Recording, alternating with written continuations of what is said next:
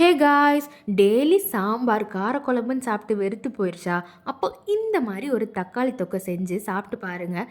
செம்ம டேஸ்ட்டாக இருக்கும். பேச்சுலர்ஸ் ஹாஸ்டலில் இருக்கவங்க மறக்காமல் இதை செஞ்சு எடுத்துகிட்டு போங்க. 3 மாதம் வரை கெட்டு போகாது. அப்போ எப்படி செய்கிறதுன்னு பார்க்கலாமா? 1/2 கிலோ தக்காளியை பொடி பொடியாக கட் பண்ணி வச்சுக்கோங்க.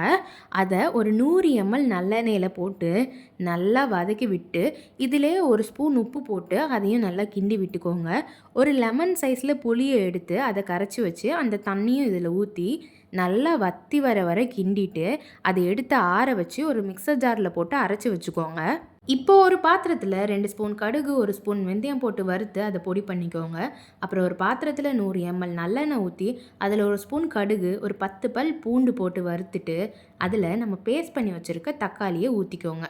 இப்போது இதை நல்லா கிண்டி விட்டுட்டு இதில் 1 ஸ்பூன் காஷ்மீரி சில்லி பவுடர், ஒரு 1/2 ஸ்பூன் மஞ்சள் பொடி போட்டு நல்லா கிண்டி விட்டுட்டு இந்த ஸ்டேஜில் டேஸ்ட் பண்ணி பாருங்கள். தேவைன்னா கொஞ்சம் உப்பு போட்டு நம்ம வறுத்து வச்சுருக்க கடுகு வெந்தய பொடி போட்டு நல்லா கிண்டி விட்டுக்கோங்க. அப்புறம் உங்களுக்கு தேவைன்னா கொஞ்சமாக வெல்லம் சேர்த்து கிண்டி விட்டுட்டு ஒரு 10 நிமிஷம் மூடி வச்சு எடுத்து பார்த்தீங்கன்னா நல்ல கலர் மாதிரி எண்ணெய் பிரிஞ்சு வந்திருக்கும். இந்த ஸ்டேஜில் ஆஃப் பண்ணி கிண்டி இறக்கிடுங்க. இது தோசை, சப்பாத்தி, பரோட்டா, ரைஸ் எது கூடனாலும் வச்சு சாப்பிட்லாம். ரொம்ப நல்லாயிருக்கும். பிடிச்சிருந்தா லைக் பண்ணி நம்ம பேஜை ஃபாலோ பண்ணிக்கோங்க. பாய்.